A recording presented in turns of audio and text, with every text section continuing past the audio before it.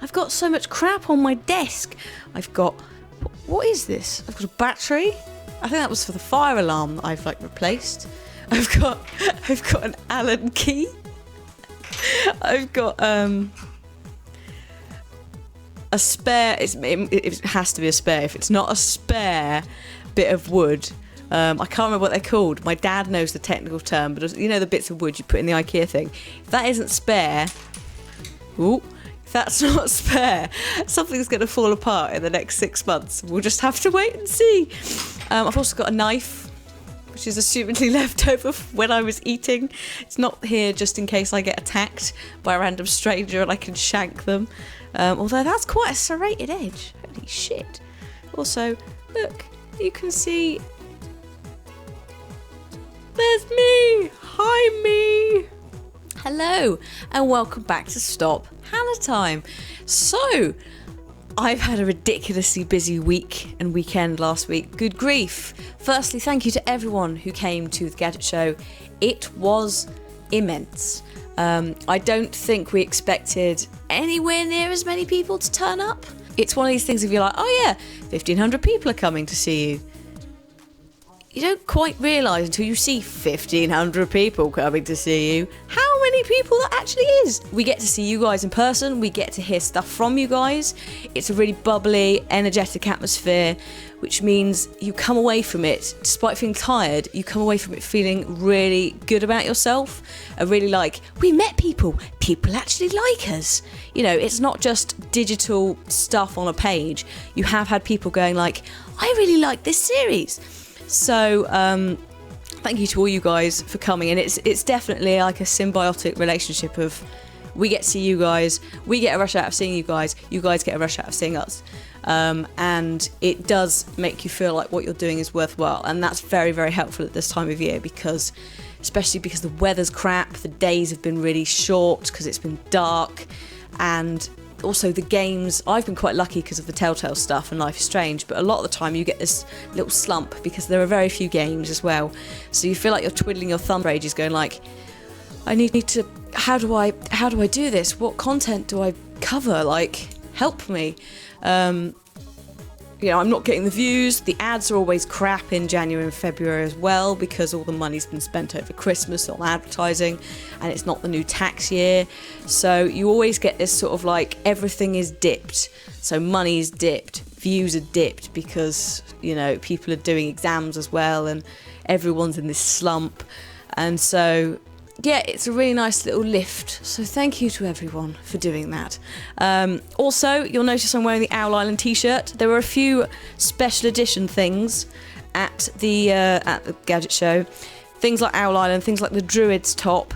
If you didn't get a chance to buy it there, do not panic. It will be on the store in the next few weeks. So this top, which I'm not usually one for flashing my boobs, but this is what it's going to look like. So as you can see, you've got like no pirates. Established 2012 because that's when the tech started.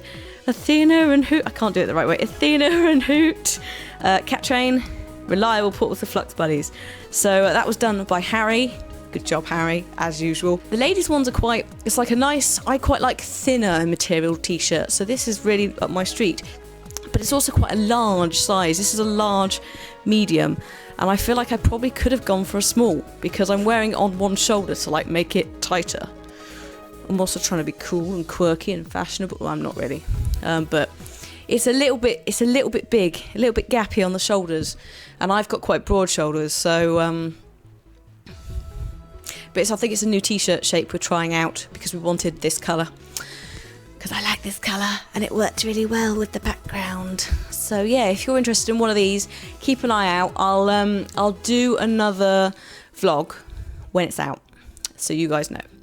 But yeah, just so you know, this is a thing that exists. I think Kim and I are also trying to see if we can get maybe a Fright Night one done at some point in the next few months.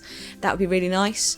It was amazing at the convention, actually, at the Gadget Show, how many people were still buying the Monster Hunters posters, which I thought people wouldn't wouldn't want because the series is over, but it is an amazing piece of art, which Tootron did. So thank you to everyone for buying those, because that directly supports me and Kim and Simon by buying stuff with people featured in. So thank you to everyone for doing that. It means a lot. Moving on from the Gadget Show, let's talk about live streams. So last week was City Skylines. Thank you to everyone who turned up to watch that. I hear that you quite enjoyed it. If you missed it, it's on the channel and it's going up on the channel daily. So I think we're almost through it now. But it looks like people really enjoyed that. So if there's enough interest, maybe we'll do it again next week with Lewis. I don't know. It's one of these things of like diminishing returns with City Skylines. There's only so many times I could like subtly prod him with specific games until he goes like, I know your game. I know what you're doing. But this week it's GTA 5 because it's finally coming out on PC. I mean, it might have been out sooner, but Rockstar didn't actually hire a developer until after the console release. Lewis is going to join me for that if we can get it all sorted and the servers work. If not, we'll do City Skylines again. I'm trying to think who else was in. Kim might join. It all depends, because if people have already got console editions, it's a lot to ask them to get the PC version as well. Duncan, if he's around, but I'm not sure. Shin won't be around.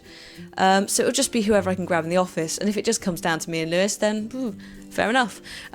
He'll probably be salty because he's not played it for ages. And I think, if I recall, GTA is something he's not overly into anyway. So it might mean we get some wonderful salt this week. In terms of what's going on the channel for the next week, it's going to be mainly the live stream stuff from City Skylines, probably the GTA stuff as well.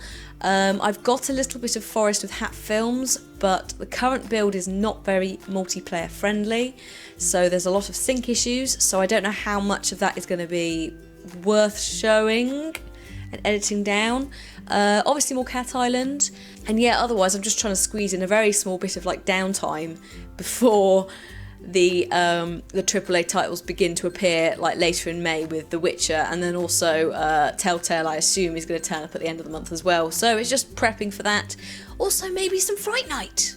I've got a possible couple of games that we might play. It's just booking in times for that because she's currently very busy with just everything, and I don't know if she says on her Ask Kim what she's doing, but she's been doing quite a lot of stuff, and yeah, we just sort of, the scheduling hasn't matched up for either of us, so hopefully we'll do that. And again, it's like the slump of there are no games, but I think I found we've been looking at Nevermind for quite a while because we originally tried to get it kickstarted and it didn't sadly make it, but they finally released a build on Steam, so we might play Nevermind.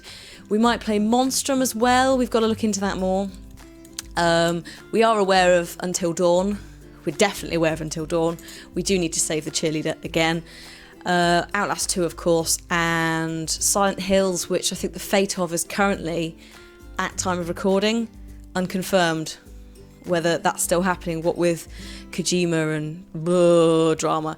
But there's 3 big names there that we're really, really keen on keeping an eye on. I think there was one more that she was looking at. I can't remember what it's called. So, moving swiftly on from content to a very brief discussion of the book review thing. Loads of you guys were really interested in doing it. If you're interested in joining in your own book club, there is one that's going to happen on the subreddit. I think the camera just flickered. I think my camera is haunted, but that's okay. Hello, ghost in the camera or ghost in the machine. Yeah. So if you're interested in joining in with the book review thing and you want to do your own, then the subreddit, which is in the video description, is doing their own book club. It won't be the same book as me, but it means that you can sort of do the same thing. And if you're also interested in reading along with me, which sounds like I'm doing some sort of audiobook, which I'm not, because good God, my normal talking is all over the place and quite fast. Imagine me trying to read things. But if you're interested in reading the same book as me, ready for next week's review, because I think I'm going to do it every other week, looking at what the Reddit thought, it's this. It's called In the Woods by Tana French, and it's a Los Angeles Times Book Prize finalist book. It also won the Edgar Award for Best First Novel by an American Author. and it's been the winner of the Anthony McCavity and Barry Awards for Best First Novel. So this is like a Tana French's debut. It's a psychological thriller, cop drama thing.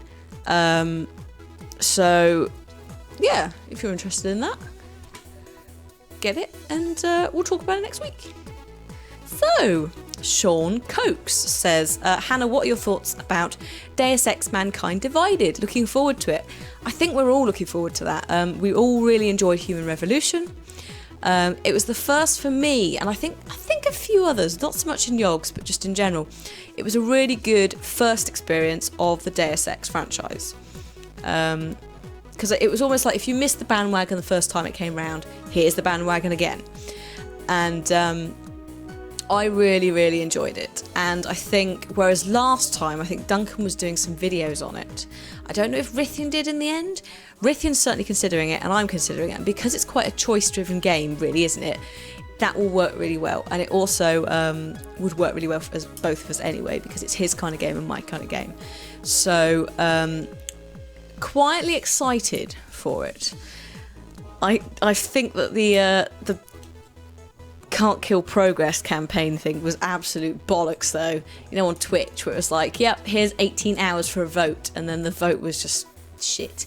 We were all sitting on Ventrilo, watching it going, well, let's have a look. The guys have come in who are wearing American football shit on their arms. They're supposed to be like augmentations, clearly. This guy's Russian. It's like a police state. The Instagram corrupted videos, which were actually part of the trailers, looked like there was tech in them. And we went, well, hang on a minute. Square Enix aren't really known for new franchises, new IPs, currently. There's a few, but currently they're just doing more franchise stuff. So let's go through them. Tomb Raider is already out. We're already in the process. It's clearly not a Final Fantasy style game. What do we know that has like weird cybernetic shit, police states, and is sort of modern looking? Oh, that's right, Deus Ex. The tech that he's got in the trailer looks pretty cool. It's like some weird shit going on with his arm. We weren't quite sure if, because as he stands up, it like all reforms into his arm. So we weren't sure whether that was supposed to be a gun or whether he's just like done a massive jump and gone like, but we don't know. Also, hello muscles. So yeah, we're excited. We're very excited for that. That is not a question. That is a gif of Captain Jack Sparrow going. This is a question from Royalty in the comments. It's Star-Lord, who says, I've seen that you have some Funko Pop figures on your shelf, and I was wondering what one is your favourite. These aren't all of them. There's some back at the office as well. I've got Daenerys and Drogon in the other room. And, I know who I've got. Give me a minute. I'm back. I've got all the ones that I could find in the flat apart from Daenerys and Drogon because they're there, but they're quite hard to extract from the shelf. But yeah, so I've got like a few of these have been sent to me by you guys, and then I've also bought them. So I can't remember who sent me what. But I've got a Joker and a Batman. Or a Batman and a Joker. Stupid reflective camera. So those two are together, and they're both from the classic TV series one, which is why they look a little bit different to what you'd see in the films. Someone sent me Edward this year. Thank you for sending me Edward. And then I was down at Forbidden Planet, and there are a few assassins, but I couldn't see an Ezio. Ezio, for some reason, wasn't there. Everyone else was. But this guy was. And I thought, we may as well get the proper original guy in, yeah? So I've got an Altair. And then we've got this guy, which I think is probably my favourite, because he's so cute. He's so cute. He's a little dancing Groot. Which I would take out of the box, but... I'll get him out of the box. Hey, buddy, you want to come out the box? Is he I think he's a bobblehead, this guy. Yeah, he is. There he is. He's a bubbly Groot. Bubbly Groot. The light's not brilliant. There we go. Bubbly Groot. I was trying to get the limited edition one, but I couldn't get it. So I've got him instead. But I feel a bit weird taking him out of the box. Going to put you back in the box, Groot. I'm sorry, my friend. But yeah, probably him, just because he's adorable. Oh God, Groot, you've fallen over and you're drunk. Go home. So yeah, those are some of my pop vinyls. I've got more at the office. So I've got like a Daryl from Walking Dead. I've got a Commander Shepard mail. I've got a few more. I can't remember off the top of my head what I've got, but I have got some. I think I might have a different Batman as well, actually, because I've got classic Batman over here, but I've got another one. And then, of course, I've got Daenerys and Drogon in the other room as well. So I've got a few, but I'm not, like, religiously collecting them. I'm not sort of going, like, I've got to catch them all, because that's the dangerous, dangerous path. Because how many of them are there? Really? There's a lot. And I think once you start committing yourself to collecting all of them, you enter really dangerous territory of, like, this is a lot of money. So I'm just seeing them where if I like the character or I like the quality of the design, I'm getting them. So like the little dancing Groot, you can't say no to. He's adorable. I've bought, I'm not going to say who, but I've bought some for their birthday that I think they'll really like. So I think it's definitely like if you find stuff and you're like, yeah, this works for me. So it makes sense that I have assassins. Especially in my office, that does make sense. But I wouldn't like religiously buy a load of them. A load of people at the Gadget Show actually were getting some really nice ones. There was a guy with a big Deathwing one that looked really cool. There was someone with a Dancing Groot, so Shin and I were like, oh, Dancing Groot! And then I think we signed the Dancing Groot just because it was like, oh, you guys like it too, can you sign it? I was like, yeah, of course we can sign it. So TTI Otio says, quick question, Hannah, I noticed you have a Agricola. Yes. What other board games do you have and what's your favourite? Also, thank you to the man who's still drilling outside. So I've just dismantled my box, which it's basically I've got a King of Tokyo box and I've like taken all the packaging out and used it as a place to carry all the other games. So I've got Agricola over there. I've also got Once Upon a Time, which I haven't actually played. It's the office game, but for some reason I've got it, so I need to take that back. I've got Avalon over there, and I've also got the Resistance here. And these are two like small deception games that are a little bit like Werewolves or Town of Salem or Mafia. You've got to try and complete missions, and the spies have got to try and make you fail. And you've got to root out the spies and win. So we've got quite a lot of those in the office. We really like our sort of lying games. We've got Coup as well. We're all filthy liars, apparently. We just love lying so much. And then in my magical box, which is the box that I take places, which is inspired by Colin the editor, who also has a box which he takes places, and he just has games. There's a few people who we work with who just have so many games, and they just appear and they're like, I brought this and this, and you're like, I don't know what this is, but it sounds amazing. And it's different every time, so it's really cool. But so I've sort of done a select few of my favourite ones, one of which is Sushi Go. Sushi Go is amazing. It's for, I think it's 2 to 5 players. I'm just reading the back. And what you want to do is you have a hand, you play a card and you pass it along. Pass your hand along. So hands get smaller and smaller, and you have to try and pick the best thing you want out of your hand at the time. And you score points for making certain combinations with the cards that you've got. So that's really, really fun and quite simple actually to play. So, and also the artwork is really cute on all the cards. I mean, look at that. It's like, little faces. So that's fun, Sushi Go. I think I had to order it from America though. It's quite hard to get hold of. So if you're interested in that, I think most of this stuff you can get from Amazon. If you've got a local game shop, you can go and support them and buy it there. Like I think we use Excelsior in Bristol, but they don't always have everything, and sometimes the pricing isn't brilliant. Not specifically Excelsior, but just across the board. So have a little check. But if you can, try and support your local game shop by buying or ordering via them, because a lot of the time it's what's keeping them in money. So yeah, Sushi Go. I've also got Zombie Dice, which is a really simple dice rolling game, which is just about scoring points and then like getting out and stuff like that. So that's really good if there's like 2 to 4 of you, I think.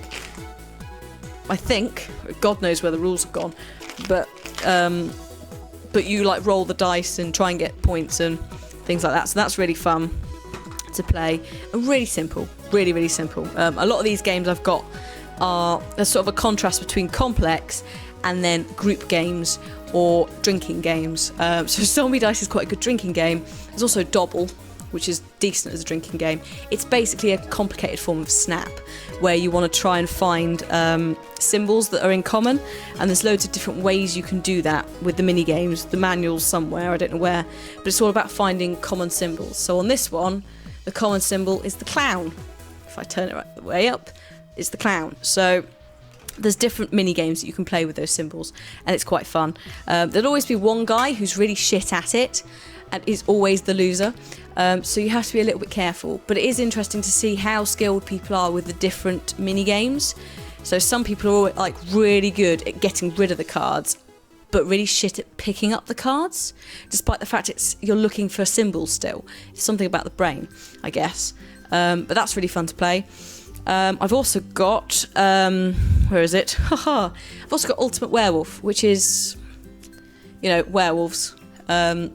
This is the deluxe edition I got on Kickstarter, so it's got some expansions in it. That's really good for if we've got loads of people. If we haven't got loads of people, then we have One Night Ultimate Werewolf, which is these cards. The robber's had some sort of run-in with, I think, a glass of wine, because the top of his card is peeling.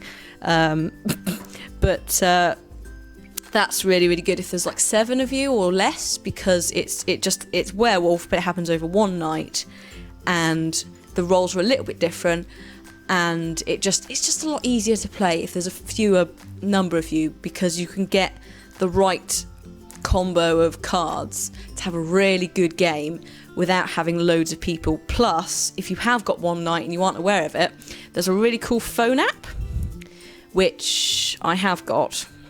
It's just called One Night, but it allows you to like create your own game.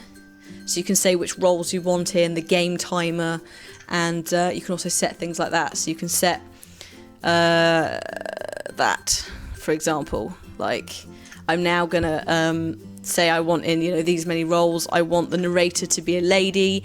I want the background music to be dramatic, and then you just press go. Everyone, close your eyes. And she'll just do the whole thing for you, which is really handy because it means that you've got one less person having to moderate, and everyone can play and have fun. What else have I got? I've also got King of Tokyo, which, if you don't know, is very hard to explain sometimes, but you have monsters that invade Tokyo and you want to try and get points. If you're interested in King of Tokyo, I think it's been played on like tabletop game stuff, but that's really complicated to try and explain very quickly, but we've got that. I've also got Machikuro, which is like a simplified form of Settlers of Catan, I think is the best way to describe it. That's Machikuro, and I've got the expansion, which is really fun, and the guys all really like that in the office. So I've got that in here as well, and I think that's everything. I think there are more things at the office. There's bits and bobs, so like I'm missing Coup from this collection, but we have got Coup. I've also randomly got Monty Python Flux, which I don't even know, I think is mine, because games just sort of go back and forth. But there's loads of stuff we've got, and but this is just some of the games. This is just my sort of choice selection that if I'm going around to a friend's house, I'll take with me, because I can fit it all in, or most of it. The werewolves have to go in a separate thing. Dear God, these manuals, they're everywhere. I can fit most of it just in this one box, which is really handy. That is all for now. Thank you very much for watching, everyone. I hope you've enjoyed this. As usual, if you would like to ask any questions, you can leave them in the comments below. Otherwise, I will see you on Wednesday for the live stream, which in theory will be GTA. If not, it will be City Skylines. If it's broken, we'll find out. Thank you very much for watching. Goodbye.